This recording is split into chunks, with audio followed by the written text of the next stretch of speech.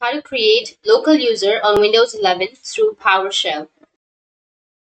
So if you want to create a local user on Windows 11 through PowerShell, then what you need to do is you just need to simply go with the search. And under search, you need to search for PowerShell. Once you search for PowerShell, now you need to go with Run as Administrator. Click on Yes, and you will get this kind of interface where you just need to simply enter some commands. So the first one is netuser space Bob, which is the username, and then ASD@12345 space /add, and then hit the enter. Now our Bob user has been created. So let's get verified. To get verified, you need to simply remove the PowerShell, and you just need to simply right click on your Windows, go with Run. Under Run, you need to enter compmgmt.msc. Hit the enter.